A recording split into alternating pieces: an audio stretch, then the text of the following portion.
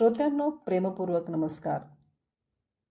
पॉडकास्टमध्ये मी सादर करत आहे एक नवीन विषय, 4 बर्नर थिअरी. या थिअरीबद्दल तुम्ही ऐकलंय का कधी? सुंदर रूपक आहे. तुमचं आयुष्य म्हणजे जणू 4 बर्नर असलेला गॅस स्टोव्ह आहे असं समजा. कुटुंब, मैत्री, आरोग्य आणि व्यवसाय ह्या त्या 4 चुली. ॲटॉमिक हॅबिट्स या पुस्तकाचे लेखक जेम्स क्लिअर यांनी लोकप्रिय केलेली ही कल्पना. कुठल्याही व्यक्तीची मानसिक आणि शारीरिक ऊर्जा ही मर्यादित असते. ती ऊर्जा म्हणजे आपापला गॅस सिलेंडर समजा. 4 बर्नर थिअरी हे रूपक आपल्याला सांगतं की हे 4ही बर्नर एकाच वेळी मोठ्या आचेवर ठेवले तर आपली ऊर्जा लवकर संपून जाईल आणि आपण पूर्णपणे बर्नआउट होऊ. जे लोक आपापल्या क्षेत्रात अतिशय यशस्वी होतात त्यांना ह्या 4 पैकी एक तरी बर्नर कधीतरी बंद करावाच लागतो. बहुतेक लोकांसाठी मैत्री हा बंद होणारा पहिला बर्नर असतो. मग कुटुंब, मग आरोग्य आणि सर्वात शेवटी काम. पण एखादा बर्नर पूर्णपणे बंद न करता आपण जीवनाच्या कुठल्या टप्प्यावर आहोत, आपलं प्राधान्य कशाला आहे हे समजून ते 2 बर्नर त्यावेळेला मोठ्या आचेवर ठेवून इतर 2 बर्नर सिमवर ठेवता आले तर? आपापल्या स्वयंपाकघरात आपण ते करतोच की. भाताला आधण आलं की उष्णता कमी करतो, भाजीच्या कढईची उष्णता वाढवतो.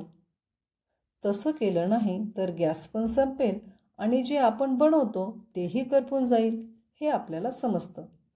तोच धडा आपण आपल्या जीवनात गिरवायला सुरुवात केली तर? नक्कीच करूया. 4 बर्नर थिअरी हा कुठला मानसशास्त्रीय सिद्धांत नाही. ही एक रूपकात्मक मांडणी आहे. पण मला ही संकल्पना खूप आवडली. प्रत्येकाच्या आयुष्यात वेगवेगळे टप्पे येतात. काही काळ असा असतो जेव्हा आपापल्या कामाला प्राधान्य द्यावंच लागतं. शिक्षणाचा काळ, स्पर्धा परीक्षा, व्यवसाय उभारणी, एखादा महत्त्वाचा व्यावसायिक प्रकल्प. अशा वेळी कामाचा बर्नर जोमाने पेटतो. कुटुंब, मैत्री, आरोग्य सर्वांकडे दुर्लक्ष होतं. पण अशा वेळी इतर बर्नर्सकडे पूर्णपणे दुर्लक्ष न करता ते मंद आचेवर ठेवता आले तर? पुढे आयुष्यात एक टप्पा असाही येतो जेव्हा कुटुंब केंद्रस्थानी येतं. नवीन संसार उभारताना, मुलं लहान असताना, आईवडील म्हातारे होत जाताना, घरातलं कुणी आजारी असताना. अशा वेळी कुटुंबाचा बर्नर मोठ्या आचेवर असावाच लागतो. पण आरोग्य, काम आणि मैत्री असे उरलेले 3 बर्नर पूर्णपणे बंद करून चालत नाही. आरोग्याबाबत बोलायचं तर शरीर हा फार मोठा गुरु आहे. आपण त्याच्याकडे पूर्ण दुर्लक्ष केलं तर तो आपल्याला धडा शिकवतोच. म्हणून आरोग्य बिघडतं तेव्हा इतर बर्नर आपोआपच मंदावतात. कधीकधी पूर्णपणे बंदही पडतात.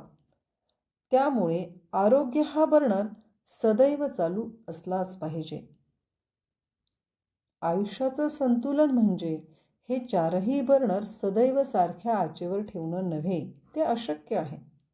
संतुलन म्हणजे 1-2 बर्नर पूर्णपणे बंद करून उरलेले मोठ्या आचेवर दगदगत ठेवणे हे देखील नाही.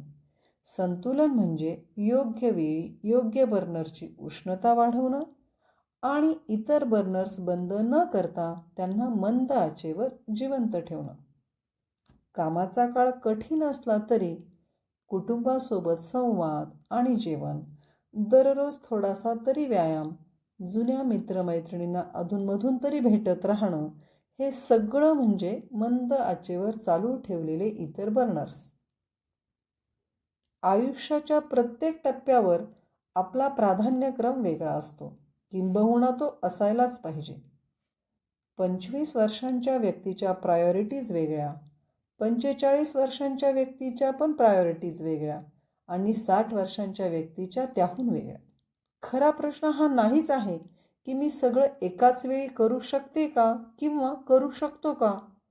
खरं शहाणपण हे समजण्यात आहे की आयुष्याच्या कुठल्या टप्प्यावर कुठली चूल धडधडून पेटायला हवी आणि कुठली मंद आचेवर असायला हवी.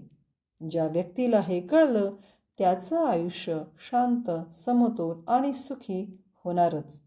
आजची ही थिअरी तुमच्या मनाला नक्कीच स्पर्श करेल अशी आशा आहे. ही थिअरी आपल्यापैकी प्रत्येकाने आपल्या जीवनात अंगीकारली पाहिजे. पुन्हा भेटूया एका नवीन प्रेरणादायी विषयासह. धन्यवाद.